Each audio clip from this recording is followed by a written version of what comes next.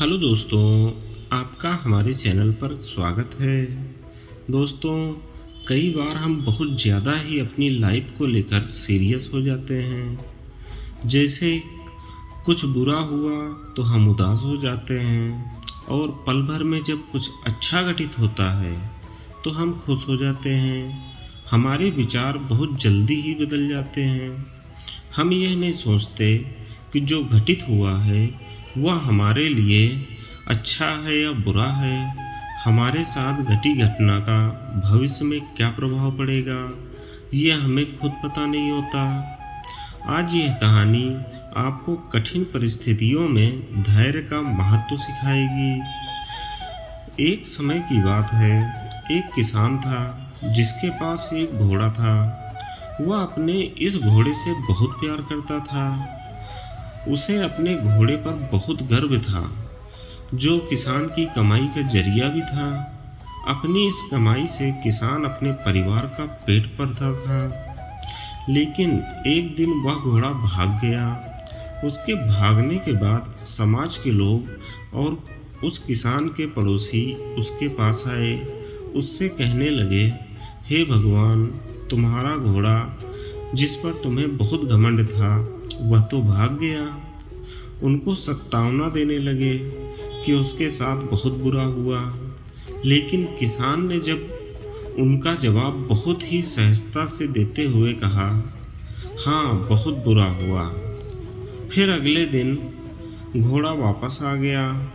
लेकिन सिर्फ घोड़ा वापस नहीं आया, बल्कि वह अपने साथ 3 जंगली घोड़ों को भी लाया। फिर उसके पड़ोसी उसके पास दौड़ते हुए आए और उस किसान से कहने लगे, आपका घोड़ा आ गया है और अपने साथ 3 और घोड़े भी लाया है। यह तो बहुत अच्छी बात है। आपकी किस्मत तो बहुत अच्छी है। किसान बहुत खुश हुआ, उसकी तरफ देखा, फिर उसका जवाब बहुत ही साधारण रूप में दिया और कहा, हाँ शायद। कुछ दिनों बाद किसान का बेटा उसी जंगली घोड़े में से एक को काम के लिए उपयोगी बनाने की कोशिश कर रहा था। लेकिन इसी कोशिश के दौरान घोड़े ने उसे जमीन पर पटक दिया और उसका पैर बुरी तरह टूट गया। उसके पड़ोसी उससे कहने लगे, उस पागल घोड़े ने देखो तुम्हारे बेटे के साथ क्या किया, उसका पैर तोड़ दिया। यह तो बहुत बुरा हुआ।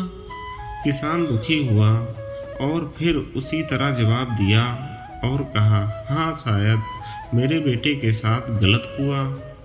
अगले दिन सेना के कुछ जवान उस किसान के घर आते हैं, जो जंग छिड़ने के कारण नए जवानों की भर्ती कर रहे होते हैं। उसमें से एक जवान ने किसान के बेटे को देखा और बोला, इसका तो पैर टूटा हुआ है, हम इसे सेना में भर्ती नहीं कर सकते। और वे जवान गांव के सभी लड़कों को लेकर अपने साथ चले गए। यह जानकर उसके पड़ोसी और बाकी गांव वाले उसके पास आए। तुम्हारे बेटे को जवान जंग के लिए नहीं ले गए, तुम्हारी किस्मत तो बहुत अच्छी है। इस आखिरी बार भी किसान ने फिर बड़ी सहजता से कहा, हाँ शायद। इस कहानी से हमें यही प्रेरणा मिलती है कि हमारे लिए चीज़ों को नकारात्मक ढंग से सोचने में जरा भी समय नहीं लगता। जब भी कुछ हमारे अनुकूल नहीं होता तो हम उसे बुरा समझते हैं। लेकिन सच बात तो यह है कि कोई नहीं जानता जो हमारे साथ घटा है वह बुरा है या अच्छा है। इस कहानी में भी किसान के भावों के परिवर्तन परिस्थितियों के कारण होता है। बुरी परिस्थितियाँ वह नकारात्मक हो जाता है और अच्छी परिस्थितियों में वह सकारात्मक हो जाता है। इस नकारात्मक और सकारात्मक परिस्थितियों के बीच में समय में धैर्य रखना बहुत ज़रूरी है।